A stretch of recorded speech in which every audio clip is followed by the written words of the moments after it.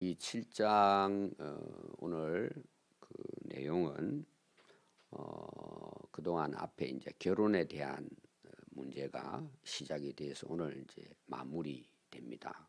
제가 지난번에 그 결론에 대한 부분이다 이 이야기를 앞에 그 24절까지 내용에서 제가 이야기를 드렸습니다.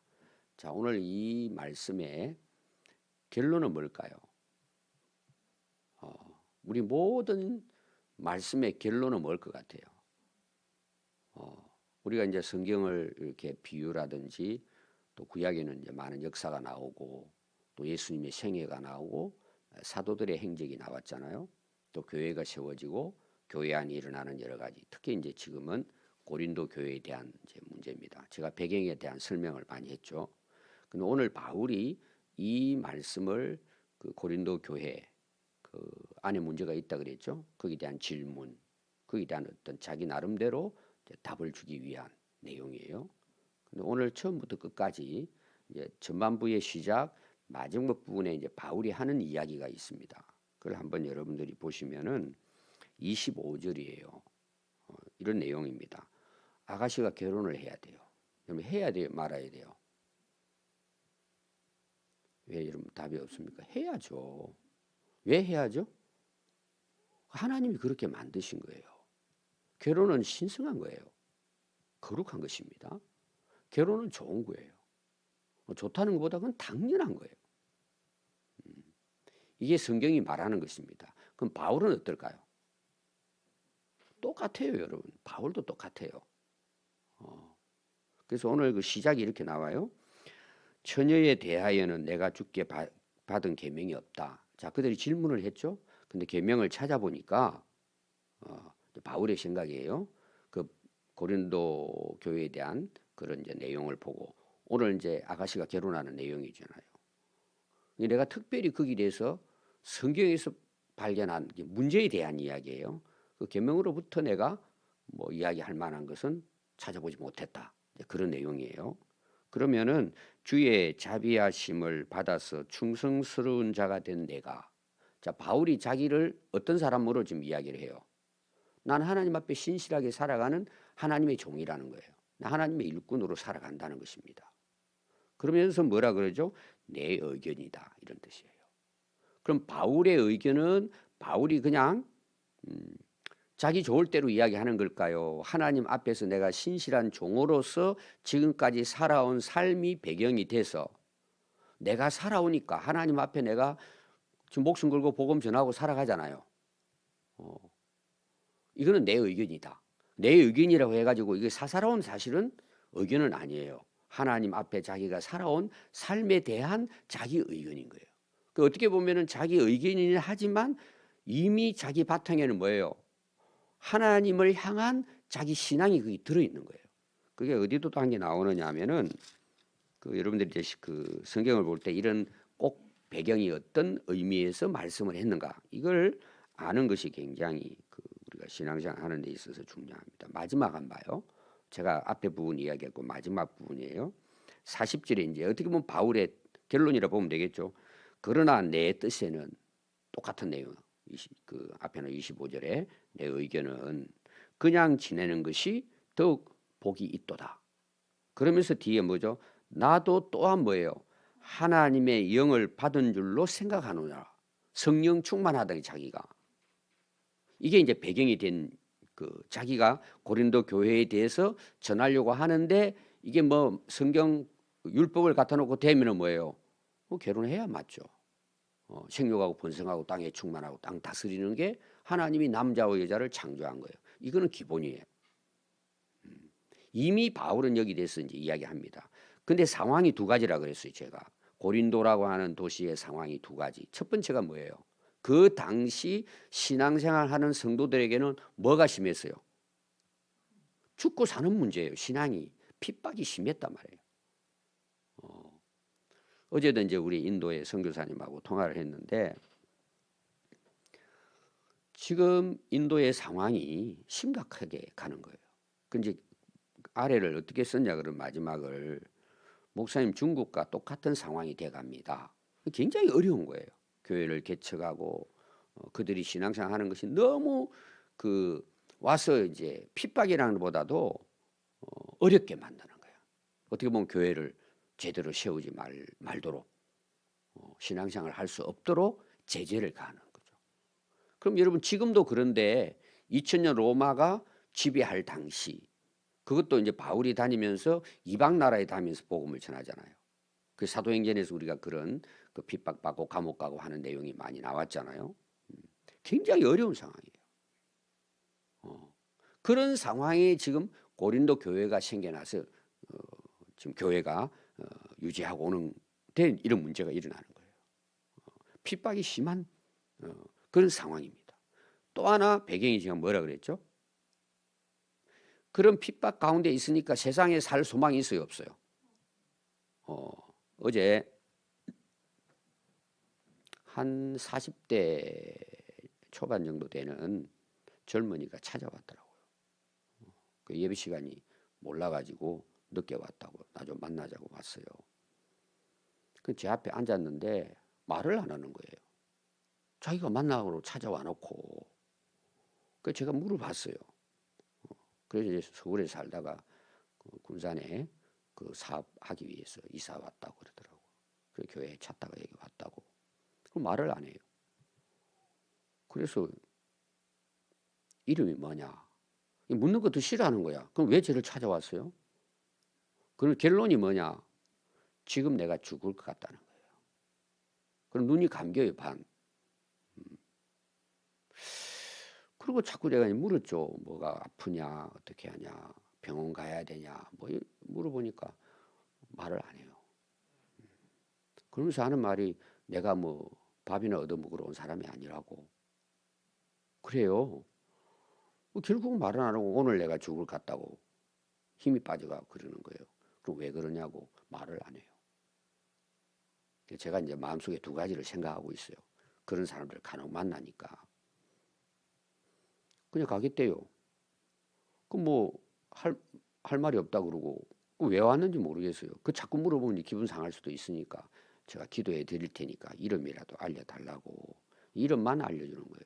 전화번호는 알려줄 수 있겠느냐고. 나중에 제가 연락도 해야 되니까 말을 안 하는 거예요. 그럼 내려갔어요. 내려갔는데 제가 봤죠. 우리나라에서 제일 좋은 차를 타고 왔어요. 새 차를 새 차. 내 앞에서도 계속 키를 가지고 막 이렇게 뭐 틱처럼 이렇게 하길래 차를 타고 오긴 왔구나 했더니 그 차 타고 가더라고요. 저는 이렇게 생각을 했어요.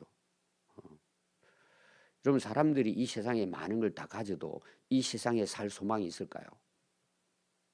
없어요, 여러분. 살 소망이 없다는 말은 지금 고린도 교회를 제가 놓고 보는 거예요. 고린도 도시라고 하는 것이 뭐예요?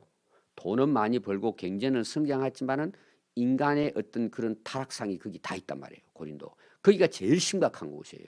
그런데 아테네 같은 경우에는 철학자들도 있고 이런 게 있는데 고린도는 완전히 그냥 부패된 그런 상황을 여러분들이 이해해야 돼요. 그럼 바울이 생각했을 때는 그걸 어떻게 봤을까? 핍박 심하죠. 세상 보니까 고린도 교회는 완전히 뭐 소돔 고모라 같죠. 그럼 바울이 생각할 때 그때 성도들은 어떤 마음을 가졌을 것 같아요? 주님이 곧 오실 종말이라 이렇게 보고 오늘도 그게 나옵니다. 여러분들이 오늘 이제 내용을 한번 보시면은 26절 봐요. 내 생각에는 이것이 좋다. 자, 이거 강조합니다. 내 의견 계속 나와요. 그러나 그것이 성령 안에서 자기가 신앙 안에서 이 이야기를 하는 거다. 이런 내용이에요. 자, 임박한 환란으로 말미암아 사람이 그냥 지내는 것이 좋다. 지금 우리 상황하고 달라요. 근데 바울이 지금 생각하는 건 뭘까요? 바울은 오직 이 땅에 살아가는 자기 생명의 가치를 어디 뒀다는 거예요? 복음 전하는 거라 그랬죠. 은혜의 생명의 복음을 증거하는 것이 내가 이 세상에 내 생명보다 더 소중하다 이 고백했잖아요. 지금 이 내용이 바울은 지금 이 신앙을 갖고 있는 거예요. 주님 곧 오신다는 거예요. 그러니까 그때 당시 바울의 서신이라든지 그때 성도들은 뭐예요? 오직 마라나타예요. 주 예수 어서 오십시오. 제가 요한계시록에 대한 것도 요한이 그 유배당한 그때 기록한 이야기했죠. 이게 바울이 지금 이 이야기하는 그런 지금 상황에 놓여 있는 거예요. 자, 어떻게 보면 제가 이제 쉽게 설명하면은 아가씨가 있는데 암이 걸렸어요. 결혼할 약혼 남자가 있어요. 근데 갑자기 쓰러져 가지고 중환자실에 들어가 가지고 지금 호흡기 꽂고 누워 있는 거예요. 자, 그런 상황일 때 그 아가씨 중요한 게 뭘까요? 결혼이 중요할까요? 살아나는 게 중요할까요? 다 필요 없어요. 다 필요 없어요. 바울이 제가 이제 생각했을 때는 바울의 그때 당시 심정이 고린도 교회에 이야기하는 그런 딱 상황이에요. 바울이 생각했을 때는. 그럼 이해가 되겠죠? 그런 상황에서 이 말씀을 이해하면 이해가 된다 이 말이에요. 아시겠죠? 그 내용을 한번 여러분들이 쭉. 이 바울이 계속 그런 이야기 하는 거예요. 그래서 내가 아내에게 매였느냐 남편에게 매였느냐 그거예요. 매였다는 말은 뭐예요? 한 몸을 이루어 살아야 되잖아요. 이 매였다는 것은 나쁜 표현이 아니고 남편이 아내하고 결혼했어요. 자기 마음대로 살 수 없잖아요. 아내가 결혼했어요. 그럼 남편에게 매였다는 건 또 다른 사람하고 결혼할 수 있어요, 없어요? 그런 의미에서 이야기하는 거예요, 바울이. 그러나 27절 뒷부분에 보면 매였으나 노이기를 구하지 말고 또 아내도 매였으나 남편에게 아내에게서 놓였으면 놓였다는 것은 뭐냐? 아내는 남편이 먼저 죽었다라 이런 이제 이야기예요. 그러나 다시 결혼하지 말라는 거예요. 그 지금 상황 제가 이야기했죠. 곧 주님이 오시니까. 그 이제 내용을 이야기하고 그러나 뭐예요? 항상 바울이 뒤에 따라오는 게 있습니다. 자기 이야기는 하지만 28절은 뭐예요? 아니 장가 드는 게 잘못된 겁니까? 아니라는 거죠. 죄가 아니고 처녀가 시집 가는 것도 죄가 아니로되 이런 이들은 육신의 고난을 받게 된다. 자, 이 육신의 고난은 뭐예요? 주님의 임박한 재림이 왔을 때 예수님이 이제 마지막 때와 할 때 그냥 지내라 이런 내용이 나오잖아요. 주님 오실 때에. 그럼 아이 뵌 자들은 화가 있을 것이라 그래서. 아니 아이가 낳는 게 하나님의 뜻인데 그게 화가 되겠어요? 그럼 애 데리고 다녀야죠. 키워야죠. 애에게 무슨 일이 일어나고 하면은 그게 자기의 고통이 된다는 거예요. 그러니까 혼자 그때 사는 것이 그 때가 되면은 쉽게 말해 홀가분하다 이런 내용이에요. 바울도 이제 그 내용은 알고 있는 거죠. 그래서 형제들아 내가 이 말을 하노니 그 때가 어떻게 됐다는 거예요? 단축됐다는 거예요. 임박하다는 앞에도 나왔지만 임박이라는 말을 했잖아요. 그래서 지금 안에 있는 자들도 어떻게 살라는 거예요? 안에 없는 자처럼. 또 남편들은 그러니까 아내들은 남편 없는 것처럼 살아는 거예요. 이게 무슨 말이에요? 헤어지라는 뜻이에요? 주님 오실 것을 준비하라는 내용이에요. 거기에 올인하라는 내용이에요. 지금 바울의 배경은 거기 이제 들어 있습니다. 그래서 우는 자들은 울지 않는 자 같이 하고, 여러분 살아가다 보면 힘들고 어려울 때 슬프고 괴롭잖아요. 이제 그럴 때가 끝났다는 내용이에요. 주님 곧 오시면. 또 기쁜 자들은 기쁘지 않은 것처럼, 매매하는 자들은 없는 자처럼, 세상 물건을 쓰는 자들은 다 쓰지 못하는 것처럼 하라. 이 세상의 외형은 뭘까요? 다른 번역은 유행이라고도 번역을 했어요. 이거는 보이는 세계를 이야기하는 거예요. 오늘 우리가 이 세상에 살아가면서 우리 육신이 있죠. 먹어야죠. 입어야죠. 장사해야죠. 일해야죠. 그게 우리가 살아가는 지금 현실이잖아요. 또 이제 고린도 도시 같은 경우에는 고린도 그 교회에 나오는 성도들도 지금 그 가치관과 문화는 어디예요? 세상 문화죠. 고린도. 그들이 살아가는 그런 사상과 가치관을 가지고 교회로 오잖아요. 그럼 세상에 나가면은 또 그게 좋은 걸로 생각하고 세상 가치관을 따라 살아가잖아요. 먹고 마시고 모든 것이 주님이 오시면 뭐예요? 그때는 끝나기 때문에 이제 그런데 뭐예요? 너희들이 염려하고 거기에 빠져가지고 거기 매여가지고 살 필요가 없다. 그래서 이제 종말론자들, 극단주의자들은 어떻게 해요? 직장도 그만둬버리고 집도 다 팔아버리고 오늘로 말하면 뭐 수양원이나 그런 기도원 같은 데 가서 주님 오실 거 기다린다. 그런 헛된 생각을 그들이 했잖아요. 결국은 이제 그들이 잘못됐지만은 이제 그런 이 세상 것은 지나간다. 보이는 것들은. 그래서 너희가 염려 얻기를 원하노라. 장가가지 않은 자는 주의 일을 염려하여 어찌하여 주를 기쁘실까 하되 장가간 자는 세상 일을 염려하여 어찌하여 아내를 기쁘게 할까 하여. 자 보세요. 결론은 저는 이거라고 봐요. 오늘 우리 찬송가 뭐 불렀죠? 제목이? 네, 주님의 뜻을 따라 살겠다는 거예요. 주님 뜻대로 살기로 했네. 주님의 뜻이 이루어지게 하십시오. 주님의 뜻을 이루소서잖아요. 저는 결론을 이렇게 보는 게 바울도 그렇고 성경은 우리가 염려하고 걱정하고 우리가 정말 살아야 할 인생의 목적은 뭐예요? 이제 우리라는 것은 하나님을 만난 사람이에요. 하나님 백성들을 이야기합니다. 우리가 왜 살아야 돼요? 주님을 기쁘시게 하기 위해 사는 거예요. 근데 그거는 그때나 지금이나 구약 때나 똑같아요. 왜 그럴까요? 하나님이 인간을 창조한 목적이에요. 여러분들 오늘날 성경을 공부하고 그다음에 여러분 설교도 듣잖아요. 저는 이제 말씀을 전하는 자에 있어요. 여러분 설교의 목적이 뭘 같아요? 하나님 뜻대로 살자는 거 아니에요? 제가 지난번에 강조하는 건 뭐예요? 하나님 말씀대로 살자. 하나님의 말씀대로 사는 게 하나님의 뜻이에요. 또 우리가 주기도문에서 제가 주기도문의 사실은 주제는 하나님의 뜻을 이루도록 기도하는 거예요. 그럼 이제 그걸 오늘 내가 실제로 살아가는 삶하고 비교해 보면 알잖아요. 저는 저에게 목회자로서 정말 하나님의 뜻을 구하고 사느냐. 저 이제 오래전부터 뭐 그런 설교를 많이 했습니다. 또 이제 저는 제가 살아온, 지금 바울은 바울이 살아온 거잖아요. 저는 제가 살아온 걸 돌아봐도 이것밖에 없어요. 이게 소망이에요.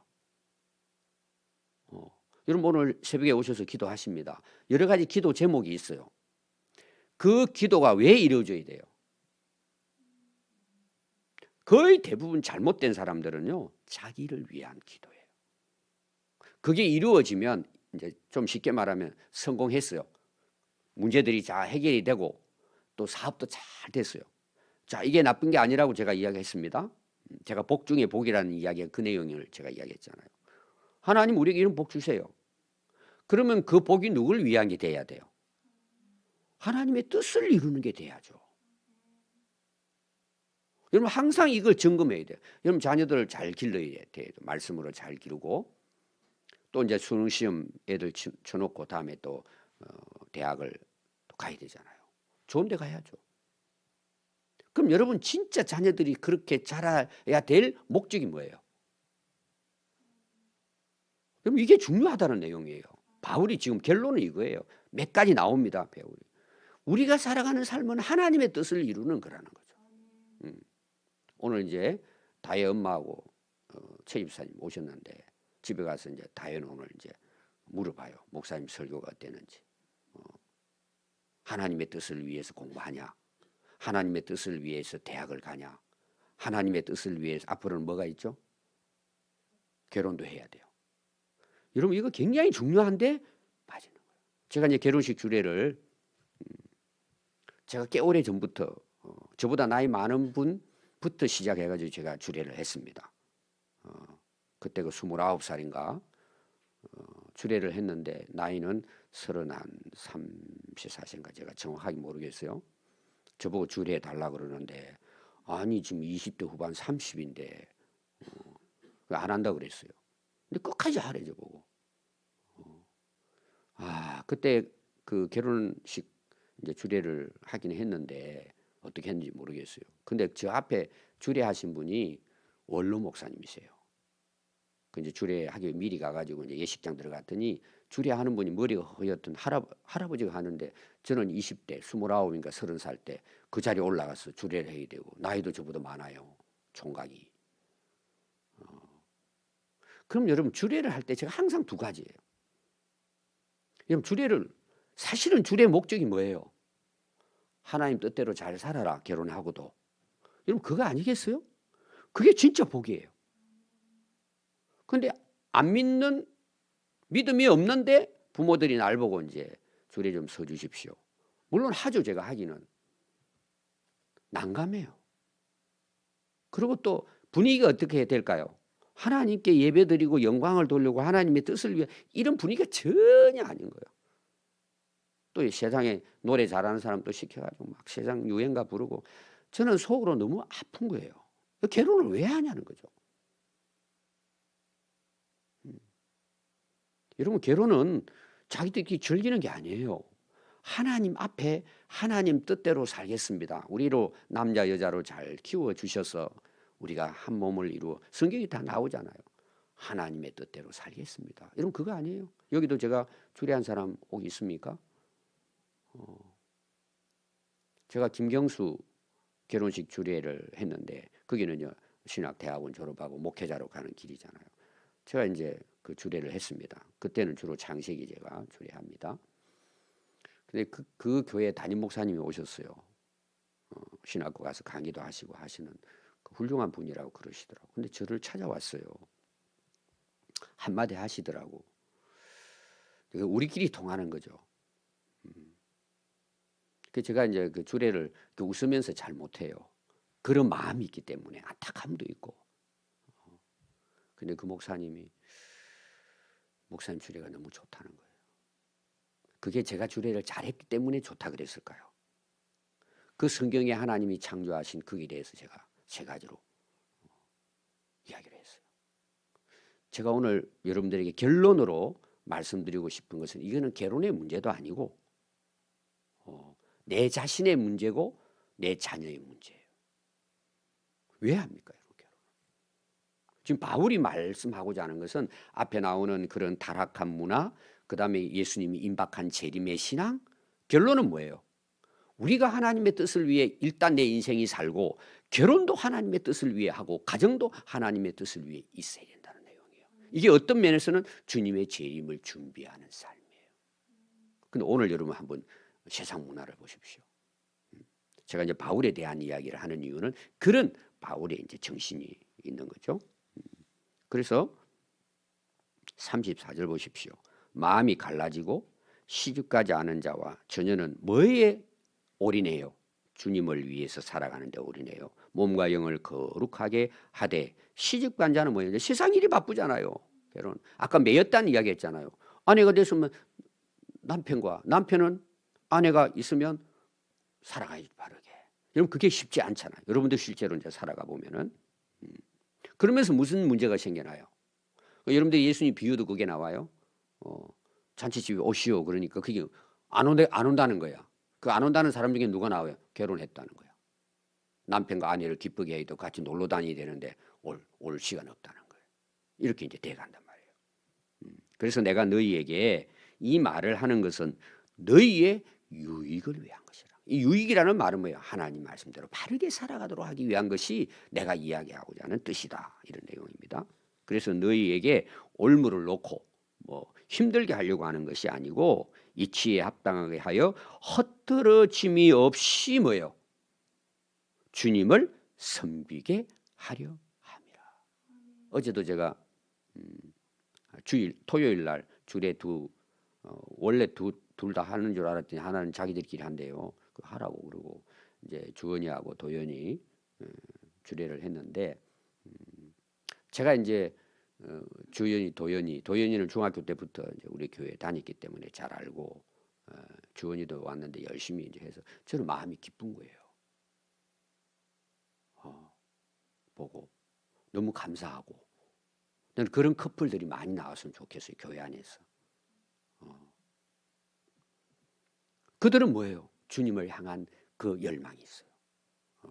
이제 살아봐야 알겠지만 36절 그러므로 만일 누가 자기의 약혼녀에 대하여 행동이 합당하지 못한 줄 이건 좀 그 문장이 그냥 어렵게 돼 있어요. 왜 이렇게 번역을 했는지 모르겠어요. 제가 다 찾아봐서 번역지를 다 그랬더니 말을 좀 이렇게 꼬이고 해서 이게 이런 내용이에요. 아버지가 그 홍기를 맞은 딸이 있습니다. 근데 이제 임박하잖아요.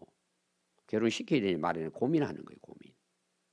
근데 보니까 결혼 안 해야만 하는 상황이 된 거예요. 약혼녀끼리. 그도 홍기도 다 찾고 하니까. 자, 그 당시 앞에 뭐라 그랬죠? 엄행을 피하기 위해 결혼하라 그랬잖아요. 이거 내버려 두면 그냥 자기들끼리 도망가기 생겼어요. 좀 쉽게 표현하면은. 그럴 때는 어떻게 하라는 거기서. 원하는 대로 해라. 그 결혼하는 게 약혼녀하고 결혼하는 게 죄 짓는 겁니까? 빨리 시키라는 거예요. 그런 것들. 결혼하게 해라. 그러나 그가 마음을 정하고 부득이 한 일도 없고 자기 뜻대로 할 권리가 있어서 그 약혼녀를 그대로 두기로 하여도 자, 임박한 그것 때문에 안 하도록 해도 된다. 아버지가 이런 내용입니다. 왜? 그때 당시는 아가씨의 결혼의 결정은 누가 했느냐? 아버지가 했어요. 옛날에 저희들 나이 그 전에도 그랬어요. 저희 아버지 같은 경우에는 저희 어머니하고 하셨는데 군대에 휴가를 나왔더니 그 결혼할 배우자 할아버지 할머니가 준비해놨다고 만나러 그러고 결혼하셨어요. 그런 적이 많았습니다. 아버지가 결정. 지금은 그랬다가 난리 나죠. 그러므로 결혼하는 자도 잘하거니와 결혼하지 아니하는 자는 더 잘하느니라. 둘 다 똑같다는 거예요. 근데 더 잘한다는 말은 앞에 배경에 나왔잖아요. 지금 세상이 엉망이고 고린도가 막 완전히 타락하고 또 뭐예요? 주님 곧 오시는데 주님을 위해서 뜻대로 살다 가는 것이 더 좋겠다는 거예요. 자, 보십시오. 결혼해서도 우리는 누굴 위해 살아야 돼요? 하나님 뜻대로 살아야 된단 말이에요. 잘 섬겨야 된단 말이에요. 근데 오늘 보십시오. 오늘날 여러분 보십시오. 결혼하고 나서 신앙생활을 더 잘하는 사람 찾아보기는 쉽지 않아요.